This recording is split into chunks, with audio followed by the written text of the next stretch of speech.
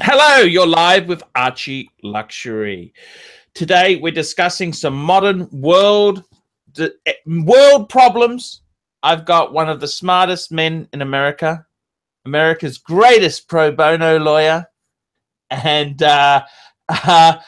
we have got the greatest pro bono lawyer there ever was, and he's going to look at some very severe problems. We're going to discuss some world problems. Now, before I begin, I just want to say hello to my good friends at www.f169bbs.com. f169bbs.com. Free speech for all. This is a forum where you can say your mind. You can say what's on your mind without fear of getting lynched, attacked, or taken away by the secret police, unless you're in China or North Korea. Now we've got our academic, the Brains Trust, Clyde, Oklahoma, live from Oklahoma. How are you? Good. How about yourself? Hey, I'm fantastic. I'm fantastic. We're going to solve some world problems. Today's question is, how to prevent nuclear escalation with North Korea. Now, my solution is we get a couple of big bird planes, and we blast the shit out of North Korea before they can launch anything. What do you think we should do, Clyde? How do we prevent nuclear escalation with North Korea? Keep working on them through the Chinese. The Chinese are their bankers holding the cards, and the Chinese don't want nuclear escalation or a nuclear war any more than we do. It's bad for business.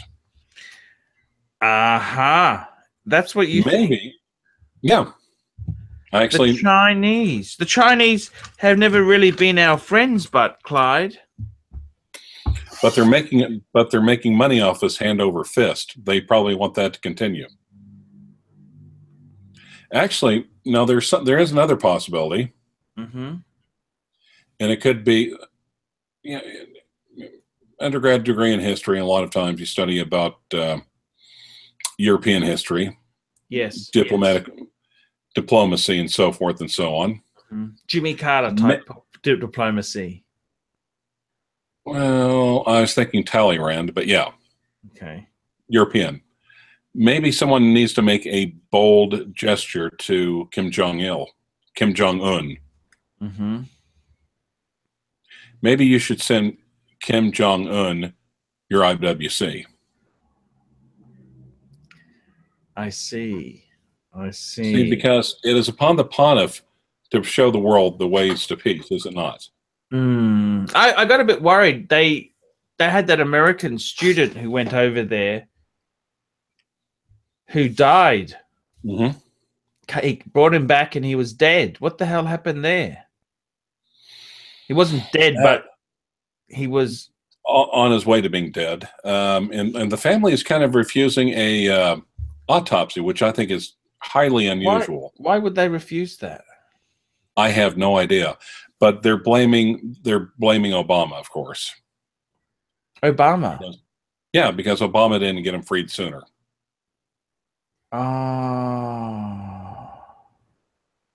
Fair point.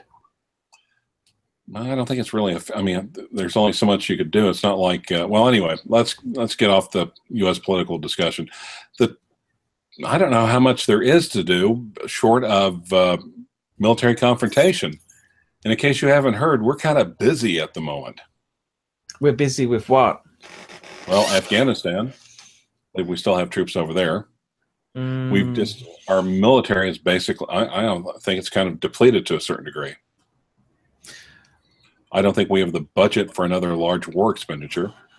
I see. We don't have the budget. Wars are good for business, but it's good for the businesses. It's good for the people supplying the bullets. It's not good for everybody else. Fair point. Now, if it was the Great Depression where no one had a job, then massive government spending for war efforts, then yeah, that brought us out of the Great World War II, brought us out of the Great Depression, but we're not really in a Great Depression right now.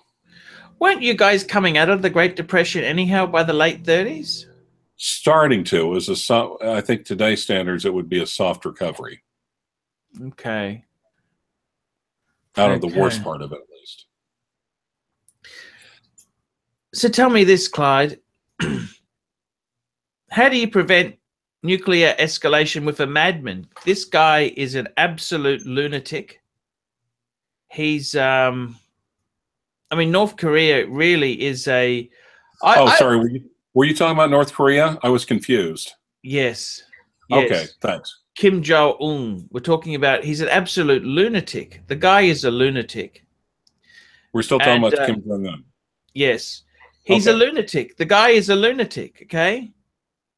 He went to special schools in Switzerland, and he wasn't a very bright student. He was again, the IWC, Schaffenhausen. Yeah. Schaffenhausen. I don't know what to say with this here. This is nuclear escalation with North Korea. I don't know why Trump doesn't go in and just blast the shit out of them. Then they got nothing left. Why can't you do that? Why can't you destroy their nuclear arsenal they have and destroy Kim Jong-un in the process? Well, the last regime change that we did was rather costly, number one. Number two, I mean, unless you're talking about like a surgical strike, like the Israelis taking out the nuclear reactors in Baghdad, possibly. But I'd like to think they probably have everything dispersed well enough and hidden underground well enough to where just a simple airstrike or two wouldn't do it. Oh, I see. I mean, there has to be regime change, but on the other hand, it has to come from within North Korea. I think at some point, containment, it would, just like with the Soviet Union and the Eastern Bloc, containment let the system rot itself out from the inside. Okay. The problem is you've got people who are starving in North Korea. Yeah, you do. Would you visit North Korea? Hell no. Are you nuts? Would you visit South Korea? Well, okay, I admit I'd probably go up, but I've actually studied the DMZ a little bit, so yeah, fascinating place. And keep in mind, there's not really, the Korean War didn't officially end; it's just a ceasefire. Technically, North Korea and the Allies are still technically at war. I see. And there's been all sorts of flashpoints about the DMZ. Look, Google or Wikipedia, the X tree incident, just to show how things can go just completely insane. But I have to admit, I wouldn't mind walking up to the line and kind of looking. I wouldn't step over the line, but I'd walk up to it. And I damn sure wouldn't go more than 5 feet from one of the South Korean or American servicemen. Could we? Any Westerner who basically goes to North Korea is playing with their life anyway. Oh, you believe so? Oh, yeah, I absolutely know so. Do you know anyone who's gone to North Korea? No, because all my friends have a little bit of sense. However, enough documentaries, not to mention the latest incident involving, if you watched a couple of good reports about that, and they're alleging he took down a propaganda poster from the floor of the hotel that was meant for staff only in an attempt to affect the morale of the North Korean people by taking down a propaganda poster. Yes. That can happen to anyone. I don't know why. I mean, you must admit they handled it badly for any tourism of the future, didn't they? I don't think they give a shit about tourism. I mean, they probably make a couple of bucks off of it, but... Now, North Korea also was involved in the drug trade too, weren't they? I haven't read anything about that specifically, but I wouldn't be surprised. And North Korea also sends its citizens overseas to work in slavery for the state. Correct. And if they refuse to perform, the entire family gets punished. Literally, if a person is sentenced to a political crime in North Korea, generations of the family goes in. And we're talking concentration camp bad. People, people dying by the hundreds. Starvation. Why is it so bad under a dictatorship? Why is it so awful? Or is he just a bad dictator? Are all dictators bad? Well, generally, a dictator just will have to resort to any means necessary to keep in power. I mean, there has been such a thing as, I guess, enlightened despots in the past, but that's really European and 17th, 18th, 19th centuries. I mean, this is a very interesting concept. Like Putin himself seems to be a bit of a despot himself, doesn't he? Yes. I mean, let's be honest there. He has stifled the opposition. I mean, one thing about Obama is he said, hey, one good thing about America is you can have a change in politics without tanks coming out and without civil unrest. Yes. And let's be honest, Putin probably isn't the most... he's a KGB agent. To quote Hillary Clinton, he doesn't have a soul. He's a KGB agent. KGB lieutenant colonel, yeah. So he probably wasn't completely ruthless. He would have went higher than that had communism not collapsed back in 89 and 90. Yes, and he's one of the richest men in Russia now. One of the richest men in the world, actually. So maybe you should send Putin an IWC watch as a gesture of goodwill. But does Trump like Putin?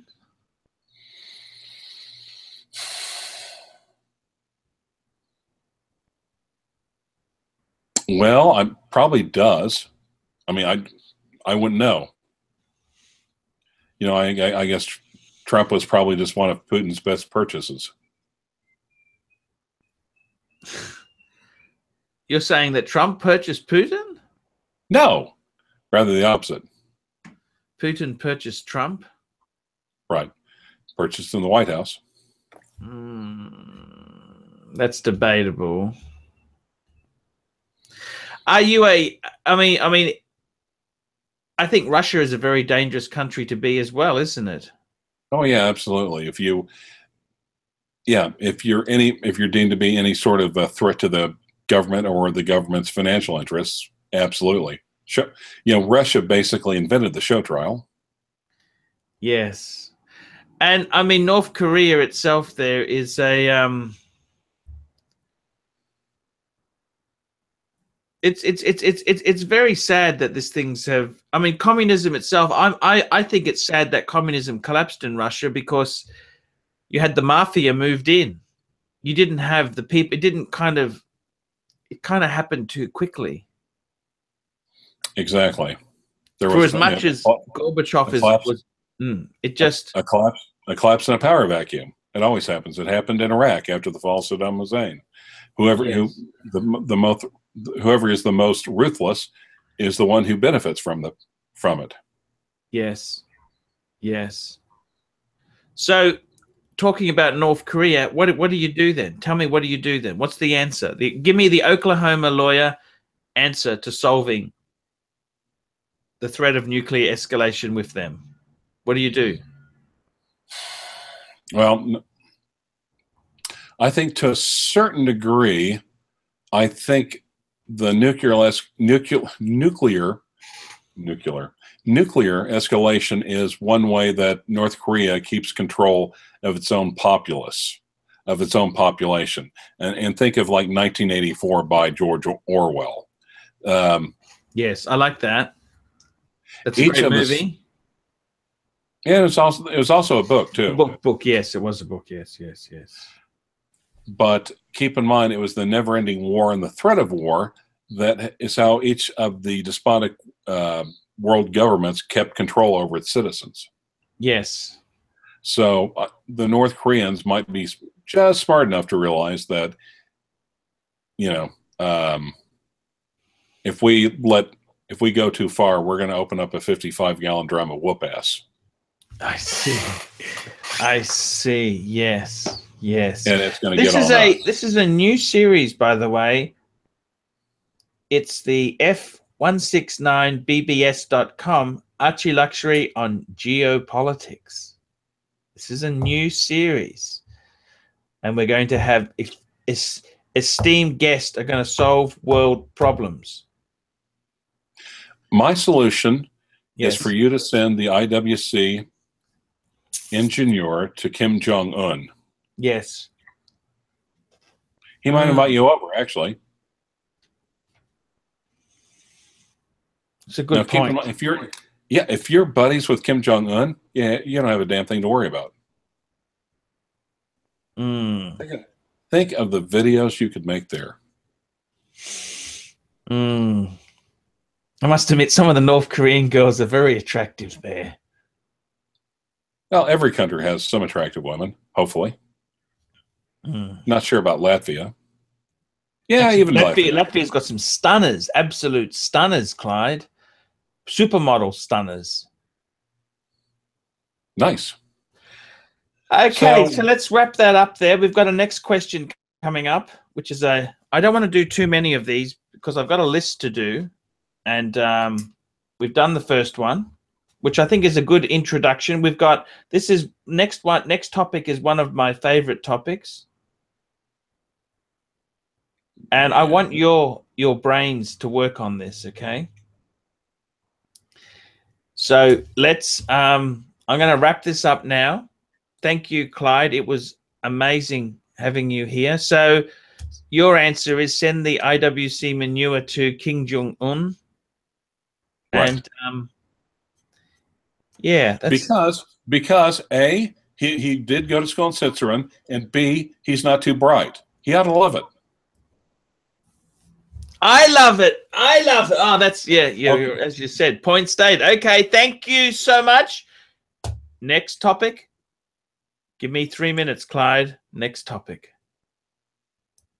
That was good, Clyde.